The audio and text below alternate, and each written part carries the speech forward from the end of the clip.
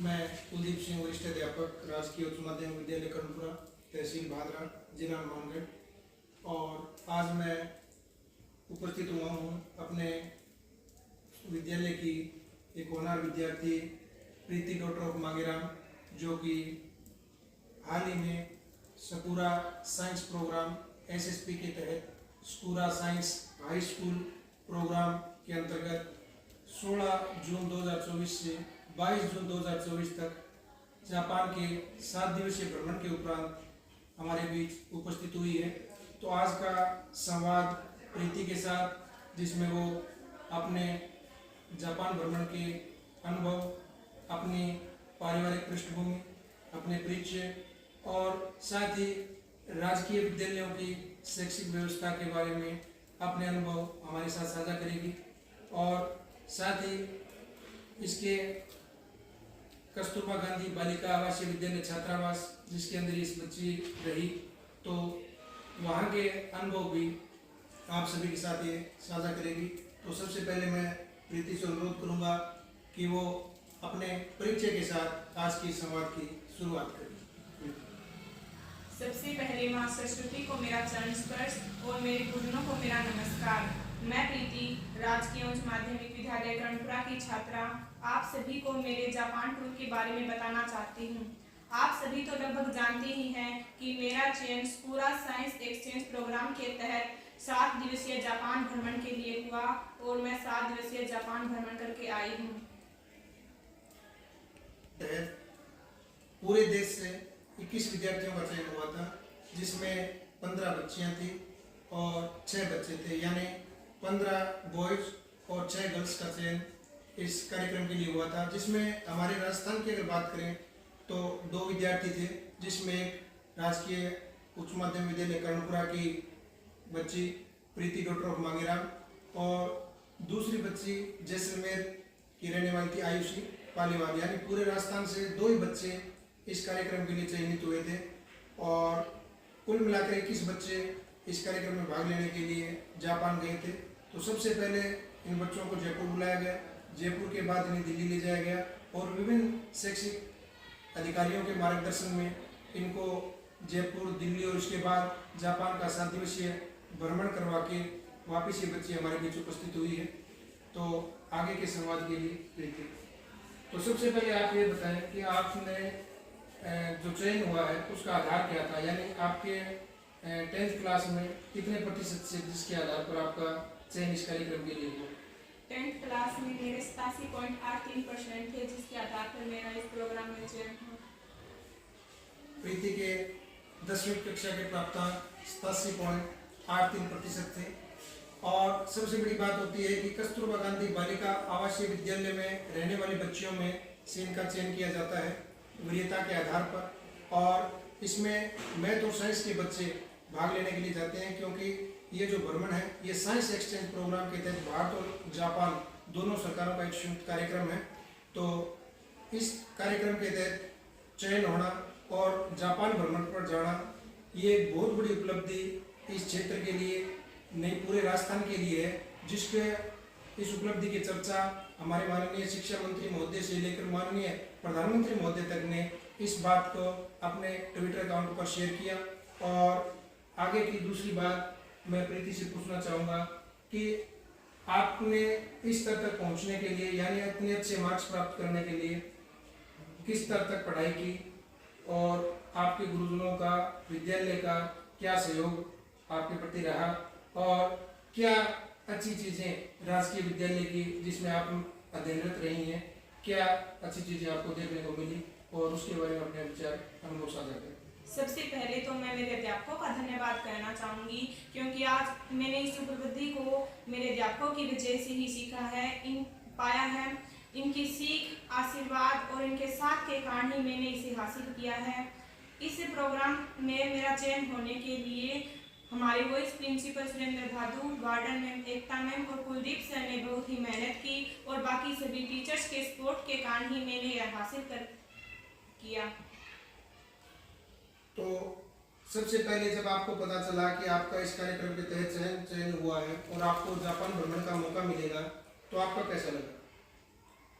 मुझे बहुत ही खुशी महसूस हुई। मेरे लिए तो ये सपने के सच होने से कम नहीं था, क्योंकि मैं आज तक हमारी बादल तहसील से भी आगे नहीं गई थी और एक ही झटके में विदेश घूमकर आ गई। तो ये मेरे लिए तो बहुत ही खुशी की बात थी। देखिए, बेहद साधारण परिवार में इस बच्चे का जन्म हुआ है। पहले आप अपने पारिवारिक पृष्ठभूमि के बारे में बताइए कि आपके माता पिता क्या करते हैं, उनकी एजुकेशन लेवल यानी कहाँ तक वो पढ़े लिखे हैं, आपके घर में कितने मेंबर हैं, उनके बारे में बताइए। मेरा परिवार एक संयुक्त परिवार है। मेरे पापा एक किसान है और माँ एक गृहिणी है। मेरे पापा ने 9th पास की है और मम्मी ने 6th। और इसके अलावा मेरे दादाजी ने 12वीं पास की है। ज़्यादा बढ़िया पढ़ाई का माहौल भी नहीं था मेरे घर में। सभी खेती से जुड़े हुए हैं, कोई अन्य कमाई का साधन नहीं। वॉल्यूम तेज रखें, स्पीड कम रखें। अब मैं बात करूँ मेरे इसके पारिवारिक जो व्यवस्था है, पारिवारिक ढांचा बेहद साधारण किसान परिवार से बच्ची संबंध रखती है। इसके जिनकी मतलब माता पिता दादा दादी कोई ज़्यादा पढ़ाई इन्होंने नहीं की है, साधारण परिवार जो पूर्णतया खेती पर या निजी व्यवसाय पर आधारित है, तो इस परिवार की बच्ची सिर्फ अपने मेहनत और समर्पण के बल पर ये मुकाम इसने हासिल किया है कि जो कि बड़ी बड़ी संस्थाओं में पढ़ने वाले बच्चों को भी नसीब नहीं होता।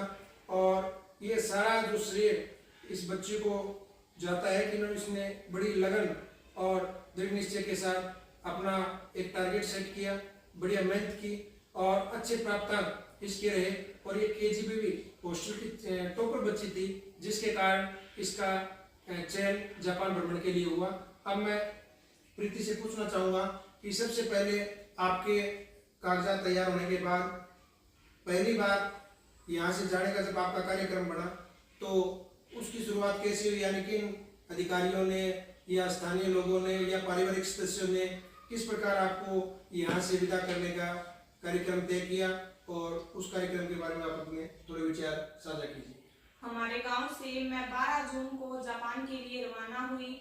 इसके अंतर्गत हमारे विद्यालय में कार्यक्रम का आयोजन किया गया था, जिसमें हमारे विद्यालय का स्टाफ, मुख्य जिला शिक्षा अधिकारी, PO मैम, सोनू मैम और वार्डन मैम और गांव के ग्रामीण लोग थे, उन्होंने मुझे जापान के लिए रवाना किया।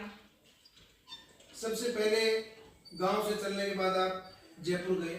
जयपुर में आपका क्या कार्यक्रम रहा सबसे पहले पहुंचने के बाद?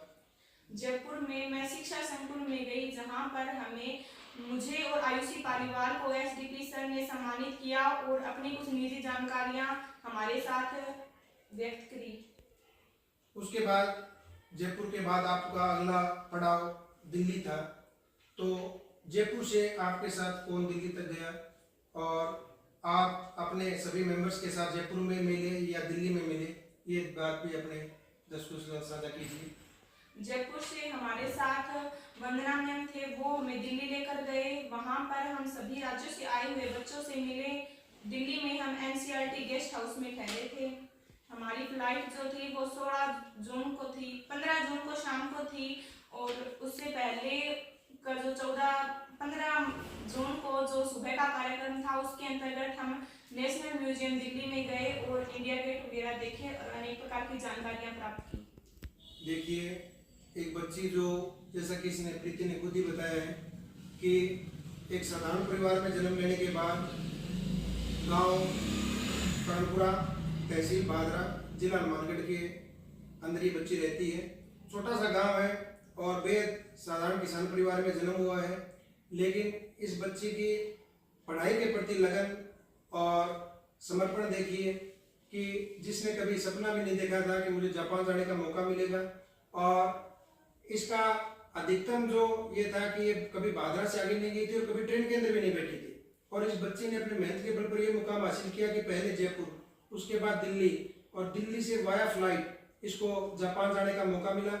और दिल्ली के अंदर इसने कई ऐतिहासिक इमारतों का भी भ्रमण किया जो कि इनके कार्यक्रम का हिस्सा था। और अब दिल्ली से आगे जापान जाने का इसका अनुभव और इसकी यात्रा की जो भी उपलब्धियां हैं वो मैं प्रीति से पूछना चाहूँगा, क्योंकि वो भी आप अपना अनुभव साझा करें। जापान के लिए हम 15 जून को शाम 7 बजे एयरपोर्ट के लिए निकले और हमारी 1:30 बजे की फ्लाइट थी। इसके अंतर्गत हम 8 घंटे का हवाई सफर तय करके अगले दिन 16 जून को सुबह 10 बजे जापान पहुंचे, जहां हमारा वहां के अधिकारियों ने स्वागत किया और हमें प्रोग्राम के बारे में कुछ सामान्य जानकारियां प्रदान की। जैसा कि बच्चे ने बताया कि 8 घंटे का सफर तय करने के बाद, वो भी फ्लाइट का सफर, दिल्ली टू जापान। और जापान के कौन से हवाई अड्डे पर आपने लैंड किया? जापान के हमने हेनेडा एयरपोर्ट पर। हाँ, जापान के हेनेडा इंटरनेशनल एयरपोर्ट पर इन्होंने लैंड किया 8 घंटे के सफर के बाद। और जैसा कि बच्चे ने बताया कि तमाम शिक्षा विभाग के जितने भी बड़े अधिकारी हैं, उनका बहुत ही सराहनीय योगदान इस बच्चे को, इस भ्रमण को सफल बनाने में रहा। जापान पहुंचने के बाद, जैसे कि आप एयरपोर्ट पर पहुंचे, उसके बाद आपका आगे का क्या कार्यक्रम रहा, थोड़ा बताएं। एयरपोर्ट पर पहुंचने के बाद हमें बुलेट ट्रेन से हमारे नागोया शहर तक ले जाया गया, जहां हमें होटल में रखा गया। एक मिनट में बात को बीच में रोक, जैसा कि खुद बता भी रही थी कि कभी ये साधारण ट्रेन में भी नहीं चली थी, और जापान यानी विदेश में जाकर और बुलेट ट्रेन के अंदर चढ़ना वास्तव में बहुत बड़ी उपलब्धि है, जो इस बच्चे ने अपने मेहनत के बल पर हासिल की है। आगे का कार्यक्रम आप बताएं। मेरा पूरा सफर बहुत ही आरामदायक और मनोरंजनदायक रहा। वहां पर पूरा कार्यक्रम जो था वो टाइम के अनुसार एकदम फिक्स था। हमें 17 जून को रेलवे पार्क में ले जाया गया, जहां पर हमने जापान की अलग अलग तरह की ट्रेनों और इंजनों के मॉडल देखे और उनके बारे में सामान्य जानकारियां प्राप्त की। रेलवे पार्क के अंदर एक म्यूजियम भी था, जहां पर ट्रेनों के छोटे छोटे मॉडल रखे हुए थे और जापान के जो रेलवे स्टेशन और रेलवे जो मार्ग हैं उनके बारे में पूरी जानकारियां हमें दी गई। यानी कुल मिलाकर आपको वहाँ की तकनीकी और साइंस से जुड़े जो प्रोजेक्ट्स हैं, संस्थाएं हैं, वहाँ का भ्रमण करवाया गया। तो आपको क्या नवाचार वहाँ से सीखने को मिला, यानी क्या नई चीजें आपको देखने को मिली, कौन से आपके नए अनुभव रहे जो विशेष आपको अभी स्मरणीय है और जिनको आप जीवन में उतारना चाहते हैं, कोई नई उपलब्धियों के बारे में आप बताएं। और आपको महसूस कैसा हुआ भी अपने देश में और वहाँ के उस सिस्टम में क्या व्यवस्थाओं में फर्क है, वो थोड़ा बताएं। मुझे बहुत ही अच्छा महसूस हुआ। वहाँ के लोगों का स्वभाव मुझे बहुत ही पसंद आया, क्योंकि हम एक दूसरे से बिल्कुल अनजान थे, लेकिन उन्होंने हमारे साथ एकदम अपनेपन वाला एहसास हमें दिलाया और बहुत अच्छे से बात की। उनका साफ सफाई का तरीका भी मुझे बहुत पसंद आया, क्योंकि वहाँ पर बहुत ही ज़्यादा साफ सफाई थी। तो ये साफ सफाई वाली और जो टेक्निकल चीज़ें थी, मतलब जो हमारे यहाँ ट्रैफिक सिग्नल होते हैं वहाँ पर उनके कोई कर्मचारी नहीं थे, सब चीज़ ऑटोमेटिक थी। तो ये चीज़ मैं अपनाना चाहती हूँ अपनी ज़िंदगी में। अच्छा जी, तो आपका अभी 2 दिन का शेड्यूल हुआ है, उसके बाद नेक्स्ट शेड्यूल आपका क्या रहा? आपके नाइट स्टे की व्यवस्था, जैसे रुकने की व्यवस्था कहाँ पे होती थी, उसके बारे में थोड़ा बताएं। हम रात को होटल में रुकते थे, होटल रूटीन उसका नाम था, और शाम को हम जो हमारा डिनर होता था वो एक इंडियन रेस्टोरेंट में होता था। अगले दिन हम नागोया इंस्टीट्यूट ऑफ टेक्नोलॉजी में गए, जहां पर हमने आर्किटेक्चर एंड डिजाइन की क्लास ली और प्रोफेसर का लेक्चर सुनने का हमें मौका मिला। फिर हम नागोया यूनिवर्सिटी ऑफ टेक्नोलॉजी गए, जहां पर जो भारत से स्टूडेंट वहाँ पढ़ने के लिए गए हुए हैं उनके साथ हमने बातचीत की और उनका जो मार्ग था वहाँ पर पहुँचने का, उनकी प्रोसेस के बारे में जाना कि उन्हें किन किन समस्याओं का सामना करना पड़ा और उन्होंने उसका समाधान कैसे किया। हाँ, तो जैसा कि बच्चे ने बताया कि इनके जो रुकने की व्यवस्था थी वो 5 स्टार होटल्स में की गई थी, वो भी निःशुल्क, फ्री ऑफ कॉस्ट बिल्कुल। और उसके बाद ये नागोया यूनिवर्सिटी ऑफ टेक्नोलॉजी के अंदर इन्होंने भ्रमण किया, जहाँ पर भारत के जो स्टूडेंट, इंडियन स्टूडेंट वहाँ पर पढ़ते हैं, उनके साथ इनका वार्तालाप हुआ। इन्होंने आपस में एक दूसरे का अनुभव साझा किए और बहुत सारी चीज़ें उन विद्यार्थियों से, भारतीय विद्यार्थियों से, और जो भी जापानी स्टूडेंट्स हैं, दूसरे देशों के विद्यार्थी वहाँ पर पढ़ते हैं, उनके साथ अनुभव साझा करने का मौका मिला और बहुत सारी नई चीज़ें सीखने को मिली। उसके बाद आगे का आपका क्या कार्यक्रम का बताएं। उसके बाद हम क्राफ्ट सेंटर गए, जहां पर हमें जापान की जो कल्चरल वस्तुएं थी उनको दिखाया गया, उनको बनाने का पूरा प्रोसेस बताया गया। फिर हम नागोया म्यूजियम में गए, जहां पर हमें जापान की ऐतिहासिक वस्तुओं के बारे में जानकारी दी गई। अलग अलग तरह के जानवरों के कंकाल वगैरह दिखाए गए और ऐतिहासिक जो लकड़ी थी, ऐसी अनेक चीजें हमें दिखाई गई और हमें पार्क में भी ले जाया गया। आपको इन चीज़ों को देखने के बाद, जैसे आपने अलग अलग चीज़ें बताई हैं जिसमें एंशियंट म्यूजियम भी है और साइंस और टेक्नोलॉजी की भी चीज़ें हैं, यूनिवर्सिटी की भी चीज़ें हैं, आपको वहाँ के लोकल स्कूल्स में भी ले जाया गया था। तो लोकल स्कूल्स के बच्चों के साथ स्थानीय स्कूल के जो बच्चे थे उनसे मिलने के बाद आपको कैसा लगा, उन बच्चों ने आपके साथ कैसा व्यवहार किया, उनके बारे में थोड़ा बताएं। क्योंकि आपका जो ये कार्यक्रम है ना, ये हाई स्कूल कार्यक्रम है, स्कूल साइंस हाई स्कूल कार्यक्रम, तो इसके तहत आपको वहाँ के यूनिवर्सिटी की तो बात आपने बता दी भी, ये व्यवहार रहा बच्चों का, ये आपको मार्गदर्शन मिला, ये सीखने को मिला। तो आप स्कूल के बारे में अपने अनुभव और थोड़ा साझा कीजिए कि वहाँ के स्कूलों की क्या व्यवस्था थी और कैसा आपको लगा।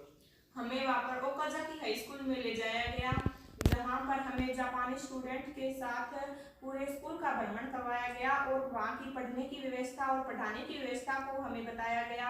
हमने जापानी स्टूडेंट के साथ अपना लंच टाइम स्पेंड किया और उनसे जापान की जो फेमस जगह थी, जापान के कल्चर और उनके इतिहास के बारे में जानकारी प्रदान की गई।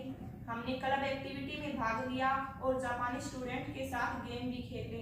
इन 7 दिनों में मुझे सबसे ज़्यादा मज़ा उसी स्कूल में आया था, क्योंकि वहाँ हमें हमारी हम उम्र के बच्चे मिले, जो हम उनमें से कई तो हमारे दोस्त भी बने थे। हाँ जी, तो आप का एक सम्मान समारोह वहाँ पर रखा गया था जिसमें कई नोबेल पुरस्कार प्रोफेसर विजेता प्रोफेसर वहाँ पर आए थे। तो कौन से प्रोफेसर किस सब्जेक्ट के और कहाँ पर ये कार्यक्रम हुआ था, उसके बारे में थोड़ा डिटेल से बताएं। उसी ओकाजाकी हाई स्कूल के एक बिल्डिंग में हमारा एक कार्यक्रम था जिसमें प्लाज्मा के क्षेत्र के अंतर्गत नोबेल प्राइज विजेता थे प्रोफेसर, उनका हमें लेक्चर सुनने को मिला और उन्होंने हमें प्लाज्मा के बारे में सामान्य जानकारियाँ दी। उसके बाद हम उनकी कार्यशाला में गए, जहाँ पर हमें बताया गया कि प्लाज्मा से किस तरह पानी रंग बदलता है और हमें कांच पर भी पानी से पेंटिंग कर सकते हैं। इस तरह की हमें अनेक जानकारियाँ प्रदान की गई। देखो, नोबेल पुरस्कार विजेता से मिलना एक बहुत बड़ी उपलब्धि है, क्योंकि सबसे बड़ा पुरस्कार नोबेल पुरस्कार साइंस के क्षेत्र का, और नोबेल विजेता व्यक्ति से मिलना यानी एक बहुत बड़ी उपलब्धि अपने आप में से है, जो हर किसी के बस की बात नहीं है कि उस लेवल पर पहुंचे। लेकिन ये सारा मुकाम इस शिक्षा की देन, एजुकेशन की देन है, और इन राजकीय विद्यालयों और केजीबी हॉस्टल की वजह से इस बच्चे को इस मुकाम तक पहुंचने का मौका मिला। हाँ, पढ़ाई इसने अपने बहुत अच्छे लेवल की और राजकीय उच्च माध्यमिक विद्यालय कर्णपुरा की विद्यार्थी रही और टॉपर विद्यार्थी होने के कारण आज ये जैसे अपने अनुभव में बता रही है कि नोबेल पुरस्कार विजेता प्रोफेसर के द्वारा इनको सम्मानित भी किया गया और अपने अनुभवों के साथ इनको इनका मार्गदर्शन भी करवाया गया। आगे का क्या कार्यक्रम आपका रहा? हम लास्ट डे हम नागोया महल देखने के लिए गए, जहाँ पर हमें उस महल की ऐतिहासिक जानकारियाँ प्रदान की गई। उसके बाद हम एक लकड़ी का जो महल बना हुआ था उसके अंदर गए, जहाँ पर हमें लकड़ी पर की गई कलाकृतियाँ दिखाई गई, जहाँ पहले सैनिक निवास करते थे। वो कलाकृतियाँ, उन कलाकृतियों का एक अलग अलग ही सबका मीनिंग था। हमें उनके बारे में पूरी जानकारियाँ प्रदान की गई। फिर हमें क्राफ्ट सेंटर में भी ले जाया गया, जहाँ पर हमें अनेक प्रकार की चीज़ें देखने को मिली व सीखने को मिली। तो जापान में 7 दिन का ये भ्रमण, जिसमें ये वहाँ की कल्चर, हेरिटेज और विज्ञान के अंदर जितने भी टेक्नोलॉजिकल अच्छे इंस्टीट्यूट हैं, वहाँ के ख्याति प्राप्त प्रोफेसर्स और वहाँ के स्कूल स्टूडेंट्स, यहाँ तक की सब व्यवस्थाओं से इस बच्चे को बहुत कुछ सीखने का मौका मिला। और इनके रहने की, इनको ट्रांसपोर्टेशन की, इधर उधर ले जाने की, एक स्टेशन से दूसरे स्टेशन बहुत अच्छी व्यवस्था थी। और जैसा बच्चे ने बताया कि वाया फ्लाइट दिल्ली से जापान गए और उसके बाद जापान में भी एक शहर से दूसरे शहर तक जाने के लिए इन्होंने बुलेट ट्रेन का यूज किया, जो कि इस बच्चे के लिए किसी सपने से कम नहीं था। और ये सपना सारा जो पूरा हुआ है वो हमारे राजकीय विद्यालयों में अध्ययन करने के कारण और बच्चे की लगन और मेहनत की वजह से पूरा हुआ है। तो उसके बाद आपका वापसी का और क्या कार्यक्रम रहा, वो भी आगे की पूरी डिटेल आप बच्चों को बताएं। हमें लास्ट दिन फेयरवेल पार्टी भी दी गई, जहां हम अन्य देशों से आए हुए के बच्चों से मिले और हम सबके द्वारा मतलब हमारे भारत के बच्चों द्वारा और बाकी देशों से आए बच्चों द्वारा सांस्कृतिक कार्यक्रम आयोजित किए गए, अपने अपने देश की एक झलक दिखाई गई और हमें उन अधिकारियों वहाँ के अधिकारियों द्वारा सर्टिफिकेट प्रदान किए गए।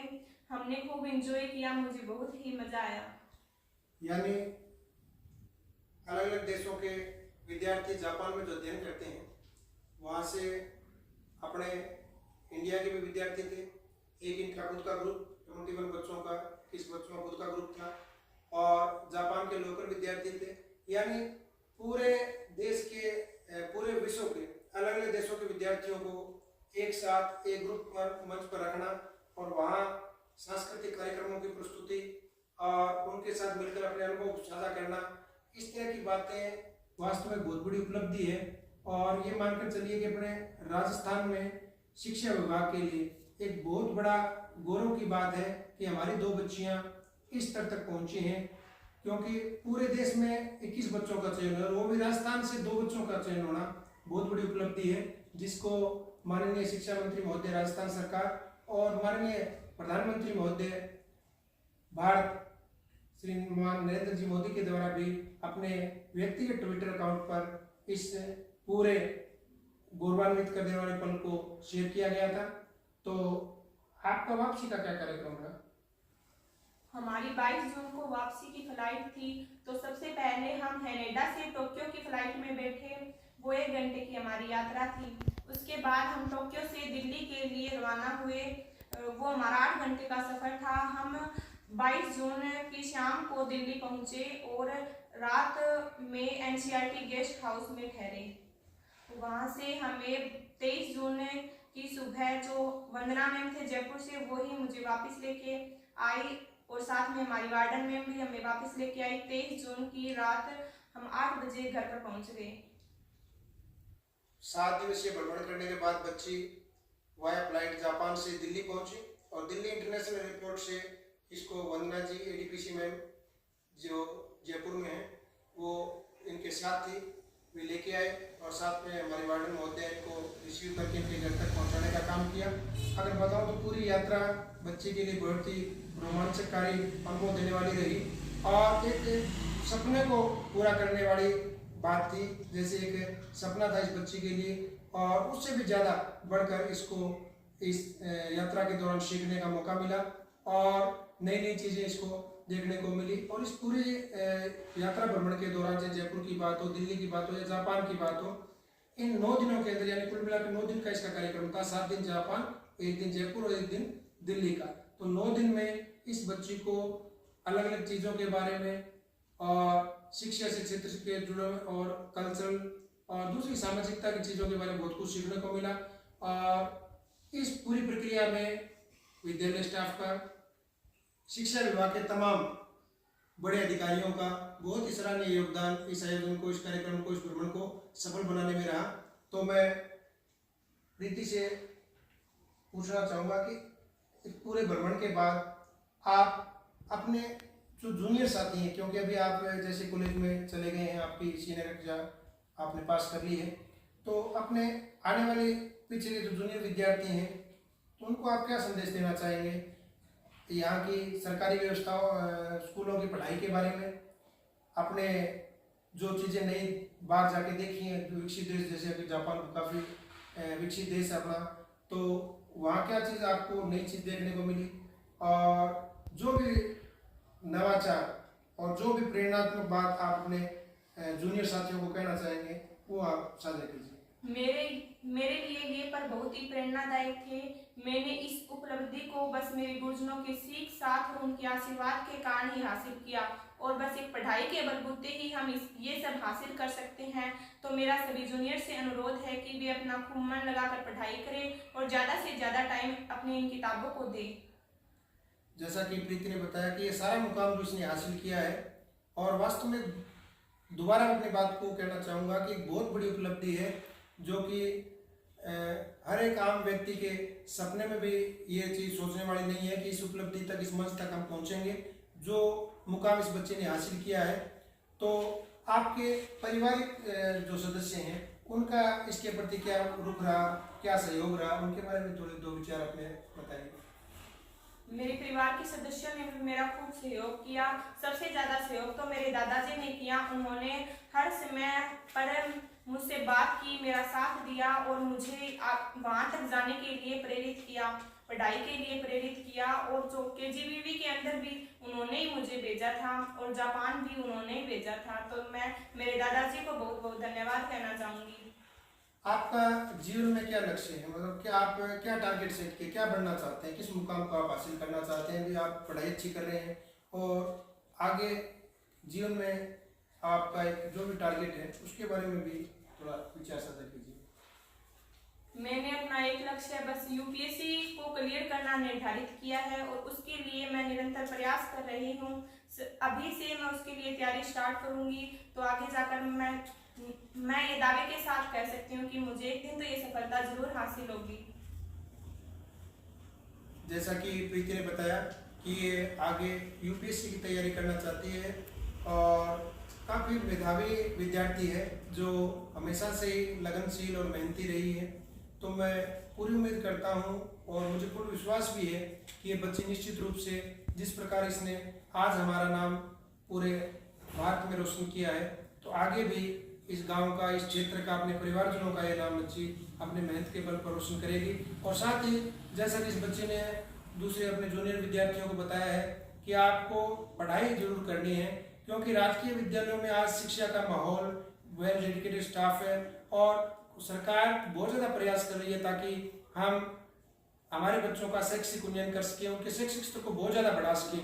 और ये सब राजस्थान सरकार की शैक्षिक योजनाओं का और विद्यालयों में, राजकीय विद्यालयों में बढ़ाई गई सुविधाओं का परिणाम है कि आज राजकीय विद्यालयों की बच्चियां जापान के भ्रमण पर जाकर हमारे बीच उपस्थित हुई हैं। तो आप सभी बच्चों से मेरा भी अनुरोध रहेगा कि आप पढ़ाई जरूर करें, क्योंकि पढ़ाई से ही आप सब कुछ हासिल कर सकते हैं। एक बार पुनः प्रीति आपका बहुत बहुत धन्यवाद और तमाम शिक्षा विभाग के अधिकारियों